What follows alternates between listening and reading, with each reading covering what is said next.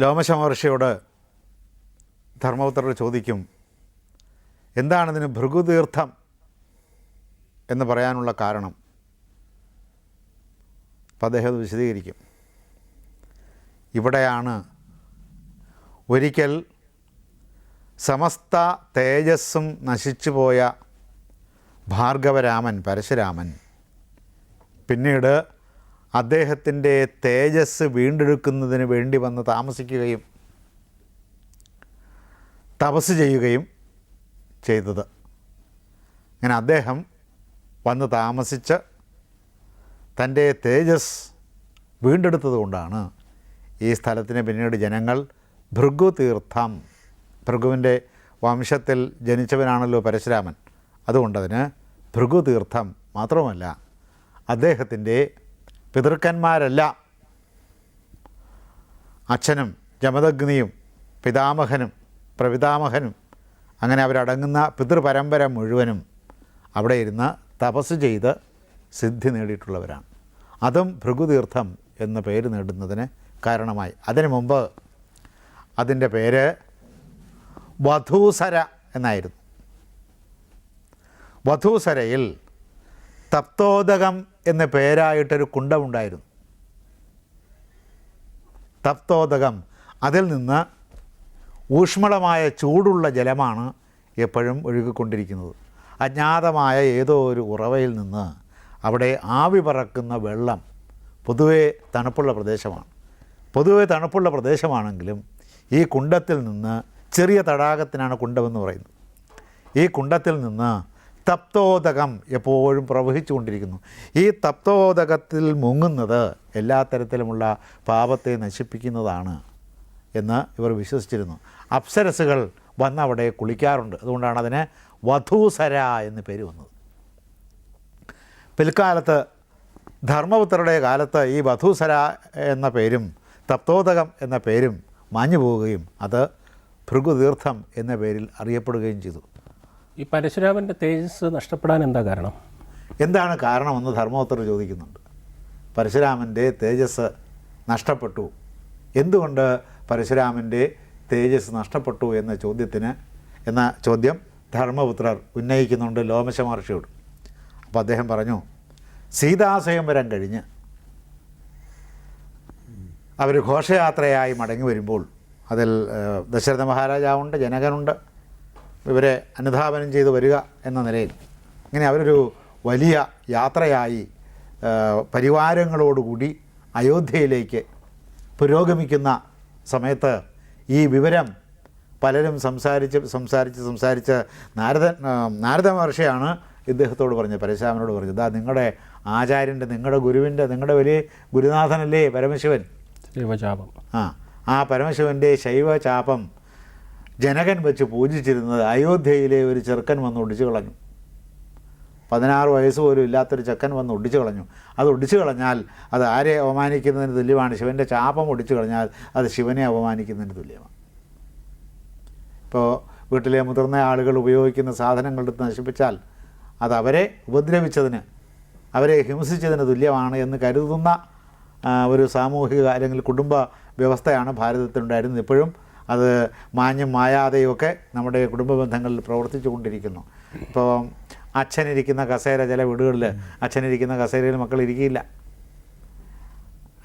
ഇപ്പോൾ ചിലപ്പോൾ ഇരിക്കാൻ തുടങ്ങിയിട്ടുണ്ടാവും, എങ്കിലും സ്വാഭാവികമായി അച്ഛനോ അപ്പൂപ്പനോ ഒക്കെ ഉപയോഗിക്കുന്ന സാധനങ്ങൾ എടുത്ത് ഉപയോഗിക്കില്ല. അപ്പൂപ്പനോ അവിടെ വെച്ചേക്ക് എന്ന് വീട്ടിലെ മുതിർന്ന അമ്മമാരോ സ്ത്രീകളോ പറയും, അത് എടുക്കരുത്.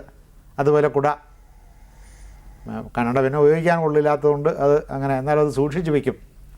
അപ്പോൾ ഇതൊരു പാരമ്പര്യത്തിൻ്റെ നല്ല വശം എന്ന നിലയിലാണ് നമ്മുടെ കുടുംബ വ്യവസ്ഥയിൽ കരുതി പോന്നിരുന്നത്. അപ്പോൾ ഗുരുവിൻ്റെ വില്ലെടുത്ത് ഒടിക്കുക എന്ന് പറഞ്ഞാൽ അത് ഗുരുനിന്ദയാണ്.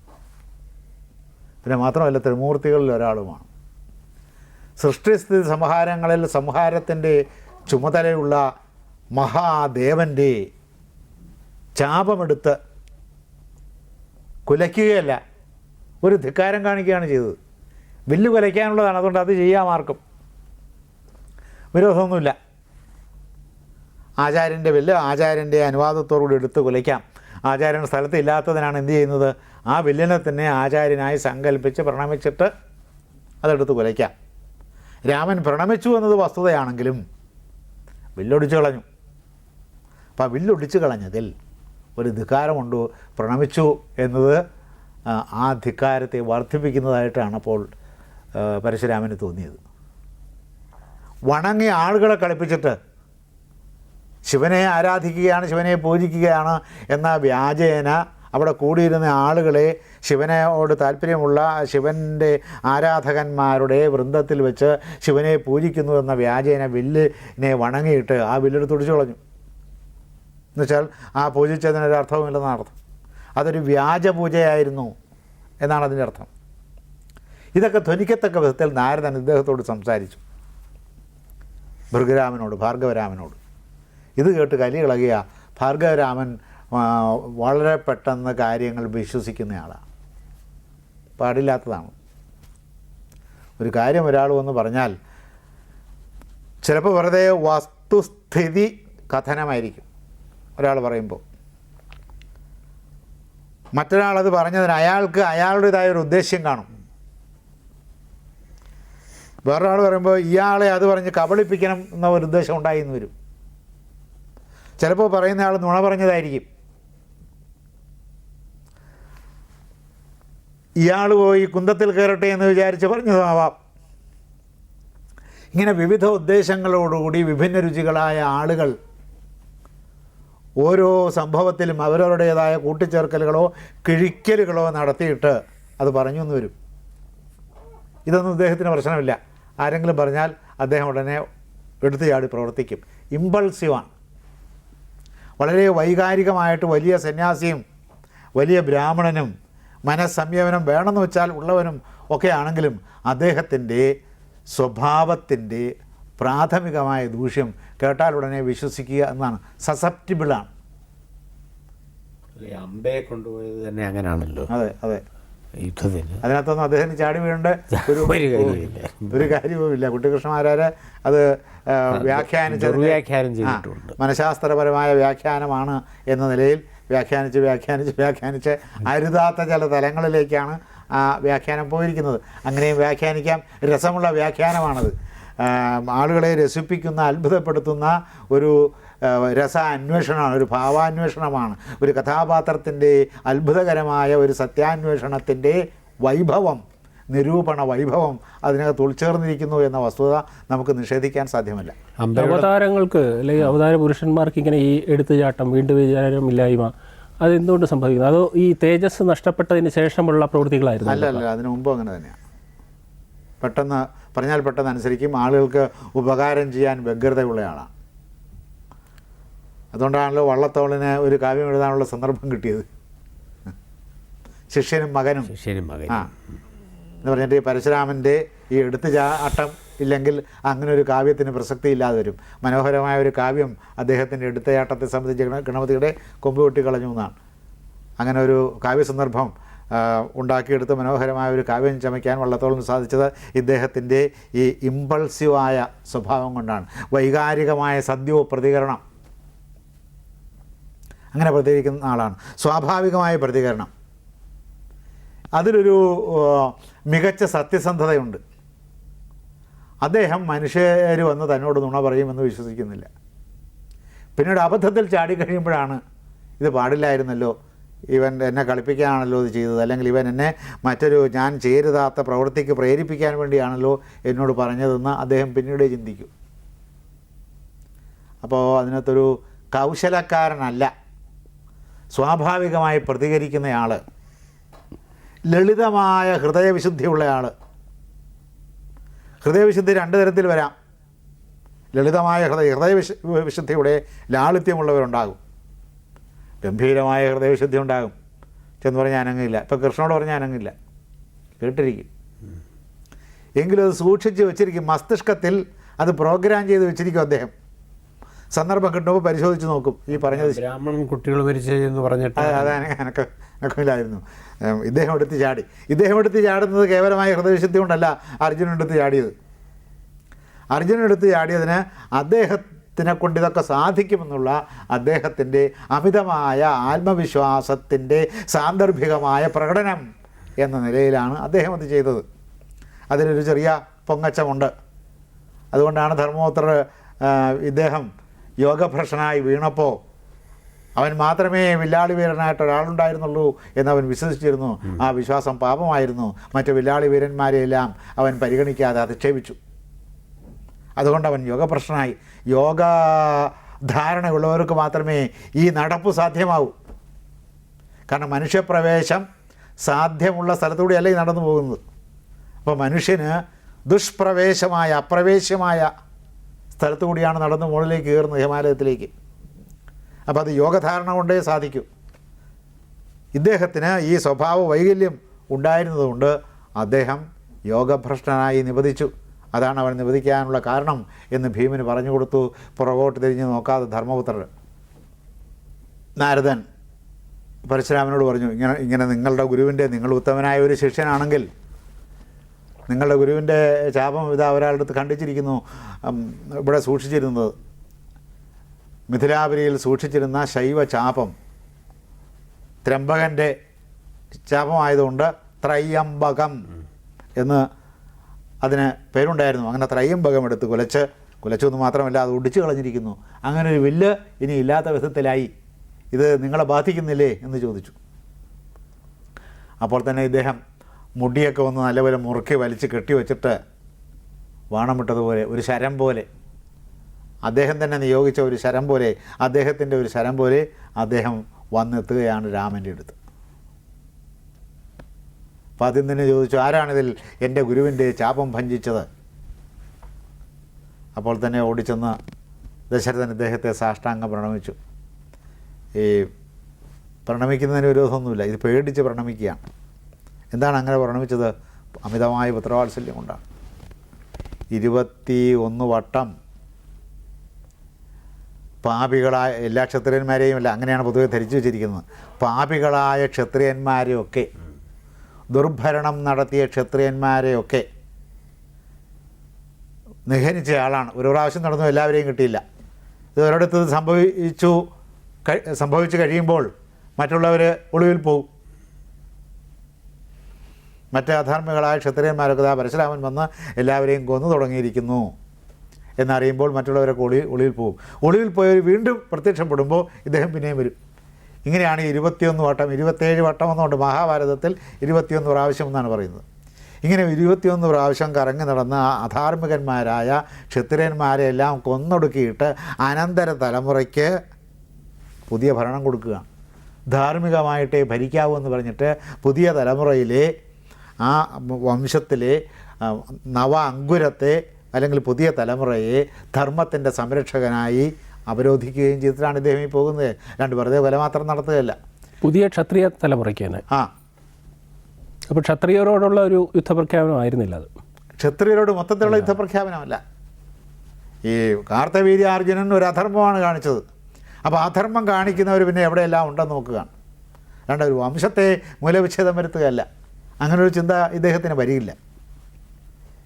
അദ്ദേഹത്തിൻ്റെ സ്വഭാവം അത്തരമല്ല. അത്തരം സ്വഭാവമുള്ള ഒരാളായിട്ടല്ല അദ്ദേഹത്തെ അവതരിപ്പിച്ചിരിക്കുന്നത്. അതുകൊണ്ട് കാർത്തവീര്യാർജുനനെ പോലെ ബ്രാഹ്മ തേജസ്സിനെ മാനിക്കാത്ത എന്ന് പറയുമ്പോൾ നാം ഇന്ന് ധരിക്കുന്നത് ബ്രാഹ്മണരെ വകവയ്ക്കാത്തതെന്നാണ്. അങ്ങനെയല്ല. ബ്രാഹ്മ തേജസ് എന്ന് വെച്ചാൽ സംസ്കാരമാണ്. ഉന്നതമായ സംസ്കാരത്തെ മാനിക്കാതെ ഇരുന്നു കൊണ്ട് ഭരിക്കുന്ന,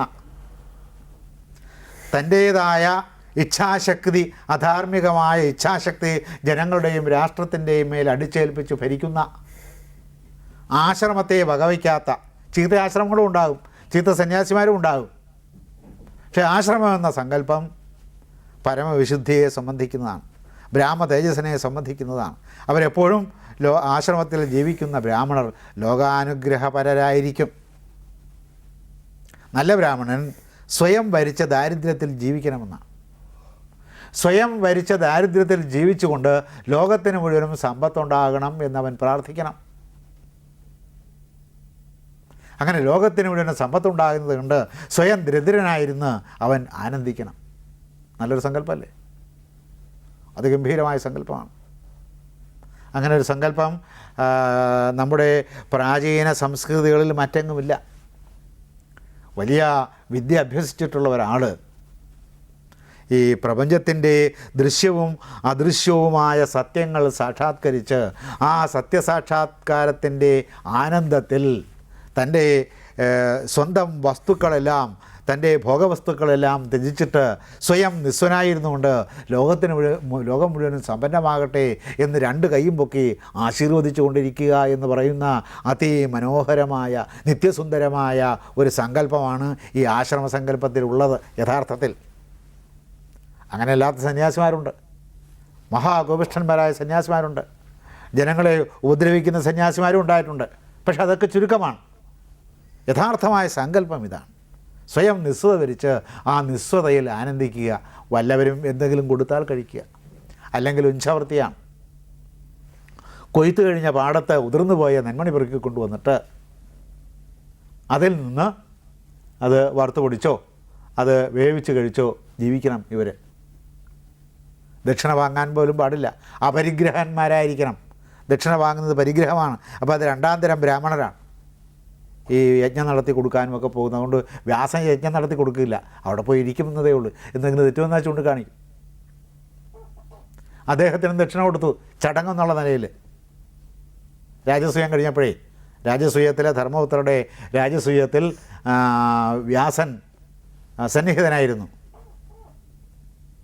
അങ്ങനെ വരുമ്പോൾ ഏറ്റവും യോഗ്യനായ ഇത്തരം കാര്യങ്ങൾ, യജ്ഞത്തെ സംബന്ധിക്കുന്ന സർവ്വവിദ്യകളും അറിയുന്ന യജ്ഞ സംബന്ധമായ സർവ്വവിദ്യാ പാരകൻ എന്ന നിലയിൽ അദ്ദേഹത്തിന് ദക്ഷിണ കൊടുത്തേ മതിയാവും. ദക്ഷിണ സ്വീകരിച്ചു. അത് വായിക്കുമ്പോൾ നമുക്കൊരു വിഷമം തോന്നും. ഇത്രയും വലിയ വ്യാസൻ ഈ ദക്ഷിണ സ്വീകരിച്ചല്ലോ. സ്വീകരിക്കാം, സ്വന്തമായിട്ട് ഉപയോഗിക്കരുതെന്നേ ഉള്ളൂ. ആശ്രമത്തിൽ വിദ്യാർത്ഥികൾ, ശിഷ്യന്മാർ പഠിക്കുന്നുണ്ട്. അപ്പോൾ അവർക്ക് ഭക്ഷണം വേണം, ഭക്ഷണം വെറുതെ ഉണ്ടാകില്ലല്ലോ. അപ്പോൾ അതിനുവേണ്ടി ധനം സ്വീകരിക്കാം എന്ന് സമാധാനിച്ച് വായിച്ചങ്ങോട്ട് മുന്നേറുമ്പോഴാണ്, ആദ്യത്തെ വായനയിലേ വായിച്ചങ്ങോട്ട് മുന്നേറുമ്പോഴാണ് ഇദ്ദേഹം ഇതൊക്കെ കഴിഞ്ഞിട്ട് വിതുരൻ്റെ വീട്ടിൽ ചെല്ലും. വിതുരൻ മകനാണല്ലോ. എന്നിട്ട് ഈ ദക്ഷിണ കിട്ടിയതെല്ലാം കൂടി വിതുരനും കുന്തിക്കുമായിട്ട് പങ്കിട്ട് കൊടുക്കും. അദ്ദേഹം കൊണ്ടുപോയില്ല. അപ്പോഴാണ് ഒരു ആശ്വാസമാകുന്നത്. ഇത്രയും വലിയ കൃതിയൊക്കെ എഴുതി വെച്ചിട്ട് ഇതും ചുമന്നും കൊണ്ട് അദ്ദേഹം പോവുകയാണെങ്കിൽ നമുക്ക് പിന്നീട് തുടർന്നങ്ങോട്ട് വായിക്കാൻ പറ്റില്ല. നമ്മുടെ എപ്പോഴും നാം സങ്കല്പിക്കുന്നത് നമുക്ക് തെറ്റ് ചെയ്യാം, പക്ഷേ നമുക്ക് താല്പര്യമുള്ളവർ തെറ്റ് ചെയ്യരുതെന്നാണ്. അതുപോലെ വ്യാസൻ ഈ ദക്ഷിണ വാങ്ങിയതിൽ സാധാരണ എല്ലാവരും ഗുരുനാഥന്മാരും യജ്ഞ ആചാര്യന്മാരും ദക്ഷിണ വാങ്ങുന്ന കൂട്ടത്തിൽ വ്യാസനും വാങ്ങി, പ്രശ്നമൊന്നുമില്ല അതിനകത്ത്. പക്ഷെ എങ്കിലും നമുക്കൊരു ചെറിയൊരു കുത്ത് മനസ്സിൽ വീഴും. ഇതിങ്ങനെ വ്യാസൻ ഇത് വാങ്ങണ്ടായിരുന്നു എന്ന് നമുക്ക് തോന്നും. അങ്ങനെ വായിച്ച് ചെല്ലുമ്പോഴാണ് ഇദ്ദേഹം പിന്നീട് ഇത് കൊണ്ടുപോയി കുന്തിക്കും വിതുരർക്കുമായിട്ട് പകുത്ത് കൊടുക്കുന്നു. ഇപ്പോൾ കുന്തിക്ക് ആവശ്യമില്ല. കുന്തി പറഞ്ഞു, എനിക്കിപ്പോൾ എന്തിനാണിതിപ്പോൾ, എൻ്റെ മക്കളാരും ഇല്ല, അങ്ങേക്ക് അറിയാമല്ലോ, അതുകൊണ്ടിത് ശശുരൻ വേറെ എന്തെങ്കിലും കാര്യത്തിന് ഉപയോഗിക്കുക. അപ്പോൾ പറഞ്ഞു, ഞാൻ മനസ്സോടെ നിനക്ക് തരുന്നതാണ്, നിനക്ക് ആവശ്യമുണ്ടോ ഇല്ലേ എന്നുള്ളതല്ല ഇപ്പോൾ ഇവിടുത്തെ പ്രശ്നം. ഞാൻ തരുന്നു എന്നതുകൊണ്ട് നീ ഇത് വാങ്ങിക്കൊള്ളാം. ഉടനെ വാങ്ങി. വിതുരൻ അതൊന്നും പറഞ്ഞില്ല. അച്ഛൻ തരുന്നു എന്നുള്ള നിലയിൽ അദ്ദേഹം അത് സ്വീകരിച്ച് അദ്ദേഹത്തെ പ്രണമിച്ചു. ഇതാണ് യഥാർത്ഥത്തിലുള്ള ബ്രാഹ്മണരുടെ ജീവിത രീതി. ഇത്തരം ബ്രാഹ്മണർ മേധാവികളുമാണ്. മേധാവി എന്ന് വെച്ചാൽ മേധയുള്ളവനെന്നാണ് അർത്ഥം. മേധ എന്നത് പ്രജ്ഞയല്ല, ബുദ്ധിയല്ല, ധീയല്ല, വേറെ ഒരു തരം കഴിവാണ് മസ്തിഷ്കത്തിൻ്റെ. സാക്ഷാത്കരിച്ച സത്യങ്ങൾക്കനുസരിച്ച് ജീവിക്കാനുള്ള ദൃഢനിശ്ചയമുള്ളവനാണ് മേധ. ഉള്ളവൻ മേധാവി. ആ കഴിവാണ് മേധ. ഇതാണ് മേധ. സാക്ഷാത്കരിച്ച ജീവിത സത്യങ്ങളുണ്ട്. നമ്മളെ സംബന്ധിച്ചിടത്തോളം സാക്ഷാത്കരിച്ച ജീവിത സത്യങ്ങളുടെ പേര് സനാതനധർമ്മം എന്നാണ്. അപ്പോൾ സനാതനധർമ്മം എന്താണ് എന്ന് സാക്ഷാത്കരിച്ചാൽ, മനസ്സിലാക്കിയാൽ, അറിഞ്ഞാൽ അതനുസരിച്ച് ജീവിക്കുകയും കൂടി ചെയ്യുന്നവനാണ് മേധാവി. അപ്പോൾ ഈ പുരുഷ മേധാവിത്വത്തിലെ മേധാവിത്വത്തിന് ഒരു അർത്ഥമില്ല. അത് പുരുഷൻ്റെ പ്രമാണിത്തരം എന്നുള്ള അർത്ഥത്തിൽ ആണിന്നിപ്പോൾ നാം ആ മേധാവിത്വം എന്നുള്ള വാക്ക് ഉപയോഗിക്കുന്നത്. പണ്ട് മഹാഭാരതത്തിൻ്റെ കാലത്ത് മേധാവിത്വം എന്നുള്ളത് അങ്ങനെ ഉപയോഗിച്ച വാക്കല്ല. അത്തരമൊരു മേധാവിത്വം, ബ്രാഹ്മണ മേധാവിത്വം അന്നും ഉണ്ടായിരുന്നു. അതൊരു അനുശാസനം എന്നുള്ള നിലയിലാണ്. അത് പൂണുള്ളവൻ്റെ മേധാവിത്വമല്ല, ഒരു ത്യാഗിയുടെ മേധാവിത്വമാണ്.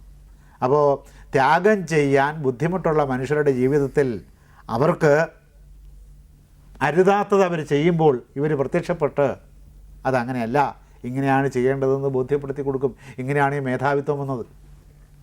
അന്നത് നല്ല അർത്ഥത്തിൽ പ്രയോഗിച്ചിരുന്ന പദമാണ്. പിന്നീടത് ചീത്ത അർത്ഥത്തിൽ പ്രയോഗിക്കേണ്ടി വന്നു. ആ വാക്കിന് ഉണ്ടായ സാംസ്കാരികമായ ഒരു അപഭ്രംശമാണ്. പല വാക്കുകൾക്കും പിന്നീട് അങ്ങനെ സംഭവിക്കും.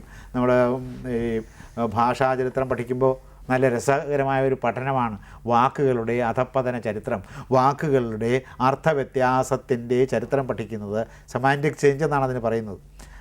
അർത്ഥ പരിണാമത്തിൻ്റെ ചരിത്രം പഠിക്കുന്ന ഏറ്റവും രസകരമായ ഒരു പഠനമാണ്. ഇത്തിരി ഒരു ലിംഗ്വിസ്റ്റിക്കിൽ ചെറിയ താല്പര്യം ഉണ്ടായിരിക്കണമെന്ന് മാത്രമേ ഉള്ളൂ.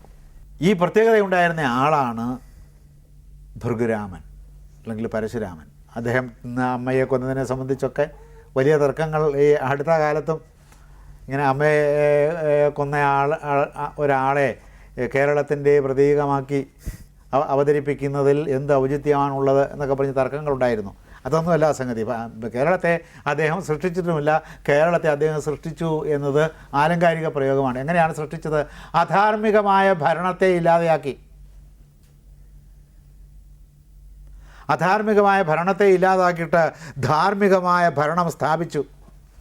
ധാർമ്മികമായ ഭരണത്തിൻ്റെ, കേരളത്തിൽ ധാർമ്മികമായ ഭരണത്തിൻ്റെ സംസ്ഥാപകൻ, അല്ലെങ്കിൽ കേരളത്തിൻ്റെ അസാംസ്കാരികമായ അന്നത്തെ സാമൂഹിക വ്യവസ്ഥിതിയെ പരിഷ്കരിച്ച് സാംസ്കാരികമായ സമുന്നത വ്യവസ്ഥിതിയിലേക്ക് കയറ്റി പ്രതിഷ്ഠിച്ചവൻ എന്ന നിലയിലാണ് അദ്ദേഹത്തെ കേരളത്തിൻ്റെ സ്രഷ്ടാവ് എന്ന് പറയുന്ന കേരളത്തിൻ്റെ ശില്പി.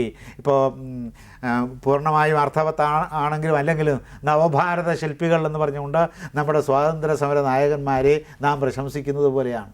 ആധുനിക ഭാരതത്തിൻ്റെ ശില്പിയായി നമ്മൾ സങ്കല്പിച്ചിരിക്കുന്നത് ആരെയാണ്? പണ്ഡിറ്റ് ജവഹർലാൽ നെഹ്റുവിനെയാണ്.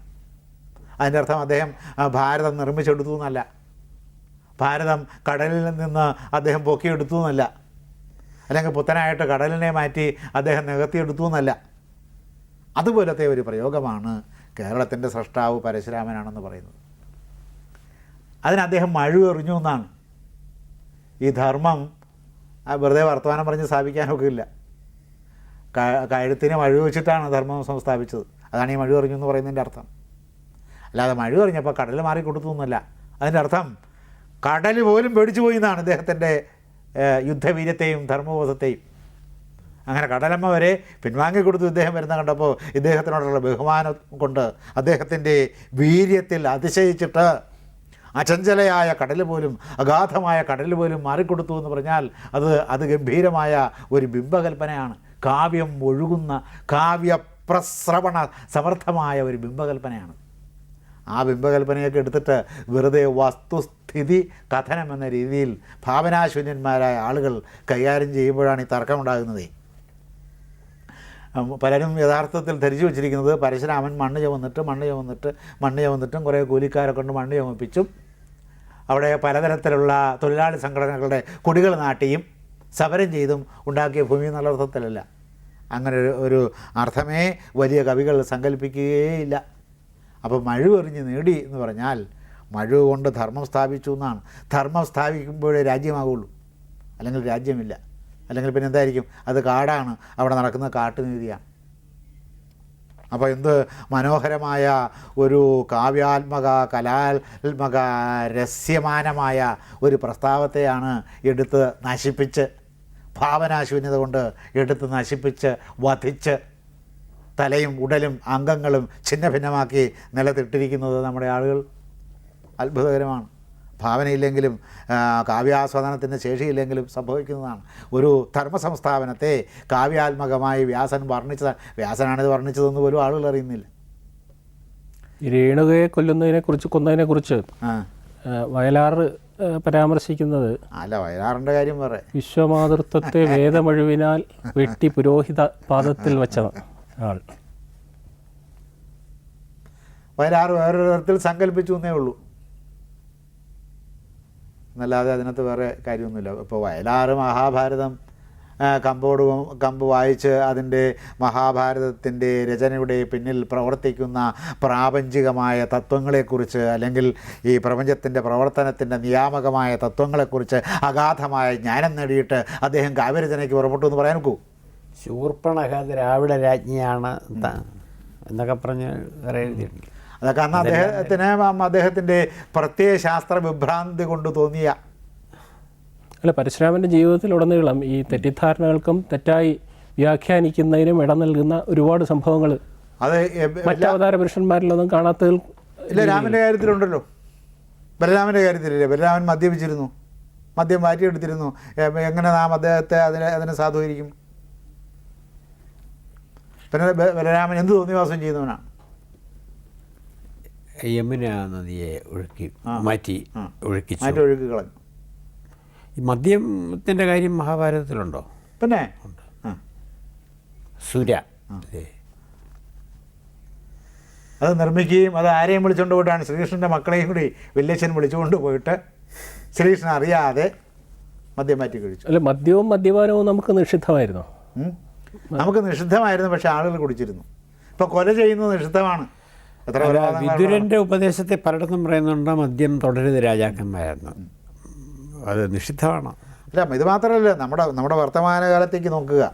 ബലരാമൻ മദ്യപാനം ശീലിച്ച് കേരളത്തിൽ വന്നാണെന്നൊരു അല്ലേ? അങ്ങനെ കേരളത്തിന് അഭിമാനിക്കാവുന്ന എന്തെല്ലാം സംഭാവനകളാണ് പണ്ട് മുതലേ കേരളം ചെയ്തുകൊണ്ടിരിക്കുന്നത്. ഇവർ ഇദ്ദേഹത്തെ പേടിച്ചിട്ട്, ജരാസന്ധനെ പേടിച്ചിട്ട്, എങ്ങനെ പേടിച്ചിട്ട്? കൊല്ലാൻ സാധ്യമല്ല, എന്നെ പേടിക്കാതെ എന്ത് ചെയ്യും? കൃഷ്ണൻ അവധ്യനാകണമെന്ന് വരം വാങ്ങിച്ചിരിക്കുന്നു ജരാസന്ധൻ. അതുകൊണ്ടാണല്ലോ അർജുനനെ കൊണ്ടുപോയി. ചിലരുടെ വരത്തിൻ്റെ പ്രശ്നം കൊണ്ടാണ്. നിവാത കവചകാലകയന്മാരാൽ ദേവനാലും കവചകാലകയന്മാർ ദേവന്മാരാലും ദേവേന്ദ്രനാലും അവധ്യന്മാരാണ്. പിന്നെ എന്ത് ചെയ്യും? അപ്പോൾ ഒരു മനുഷ്യനെ വധിക്കാനൊക്കുള്ളൂ. സാധാരണ മനുഷ്യനെ വധിക്കാനൊക്കെ ദേവന്മാരുടെ നിലയിൽ ഔന്നത്യമുള്ള ഒരു മനുഷ്യനെ വധിക്കാനൊക്കുള്ളൂ.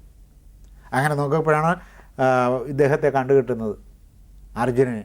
പാശുപതം വാങ്ങിച്ചു കഴിഞ്ഞ അർജുനൻ എല്ലാ ദിവ്യമായ, അതായത് ദേവന്മാർ ഉപയോഗിക്കുന്ന ആയുധങ്ങളുണ്ട്, ദിവ്യ ആയുധങ്ങൾ എന്ന വകുപ്പിൽപ്പെടുന്ന ആയുധങ്ങളുണ്ട്. ഇത് ദേവന്മാർ ഉപയോഗിക്കുന്ന ആയുധങ്ങൾ തന്നെ സ്വന്തമായി സമ്പാദിച്ച് അർജുനനെ കൊണ്ടുപോയി നിവാത കവച കാലകന്മാരെ കൊല്ലിച്ചു. അതിൻ്റെ അർത്ഥം ഇദ്ദേഹത്തിന് ദേവേന്ദ്രനത് സാധിക്കില്ലെന്നല്ല, അതിനെതിരായിട്ട് വരം വാങ്ങിച്ചു പോയി. എത്ര ശ്രമിച്ചാലും കൊല്ലാനൊക്കില്ല. ഇതുപോലെയാണ് കൃഷ്ണൻ്റെ കാര്യത്തിലും. അതുകൊണ്ടാണ് 18 പ്രാവശ്യം തോൽപ്പിച്ച് കഴിഞ്ഞിട്ട് ഇദ്ദേഹം പിന്നെയും വന്ന് യുദ്ധത്തിന് വെല്ലുവിളിച്ചുകൊണ്ടും യുദ്ധം ചെയ്തുകൊണ്ടിരിക്കുകയാണ്. അങ്ങനെ വരുമ്പോൾ വെറുതെ ആളുകൾ മരിക്കുന്നു, ഭടന്മാരും സാമാന്യ ജനങ്ങളും മരിക്കുന്നു, ധാരാളം സമ്പത്ത് വ്യയം ചെയ്തു പോകുന്നു. ഇത് കണ്ടപ്പോൾ കൃഷ്ണൻ ബലരാമനോട് പറഞ്ഞു, ഇനി നാം യുദ്ധം ചെയ്യുന്നതിൽ അർത്ഥമില്ല. അതിലേറ്റവും കൂടുതൽ കൊലപാതകം ചെയ്തിരിക്കുന്നത് ബലരാമനാണ്, കൃഷ്ണനല്ല. അതിൽ അദ്ദേഹത്തിനൊരു ഹരമാണ്. യുദ്ധത്തിലേക്ക് പ്രവേശിച്ചെന്നാൽ അദ്ദേഹത്തിൻ്റെ 2 ആയുധങ്ങളാണ്. ഒന്ന് കലപ്പ, പിന്നെ ഇരുമ്പലൊക്കെ ഉണ്ട്. ഇരുമ്പലൊക്കെ കടിച്ചങ്ങ് കൊന്നുകളയും. അല്ല, പക്ഷെ മഹാഭാരതത്തിൽ ഏറ്റവും കൂടുതൽ കൊലപാതകങ്ങൾ ആസൂത്രണം ചെയ്യുന്നതും കൊലപാതകങ്ങൾ നേരിട്ട് നടപ്പിലാക്കുന്നതും കൃഷ്ണൻ തന്നെയല്ലേ? അല്ല, കൃഷ്ണൻ ആരെയും കൊല്ലുന്നില്ലല്ലോ മഹാഭാരതത്തിൽ. അല്ല, മഹാഭാരത യുദ്ധത്തിൽ കൊല്ലുന്നില്ല. കൃഷ്ണന്റെ ജീവിതത്തിലുടനീളം യുദ്ധത്തിൽ കൊല്ലുന്നില്ല. കൊലപാതകങ്ങളുടെ ഒരു നീണ്ട പരമ്പര തന്നെയില്ലേ? നീണ്ട പരമ്പരയില്ല. ചില രാക്ഷസന്മാരെയൊക്കെ കൊല്ലുന്നുണ്ട്. നീണ്ട പരമ്പര എന്ന് പറയത്തക്ക വിധത്തിലില്ല. ഭീമനും അത്രയൊക്കെ കൊന്നിട്ടുണ്ട്.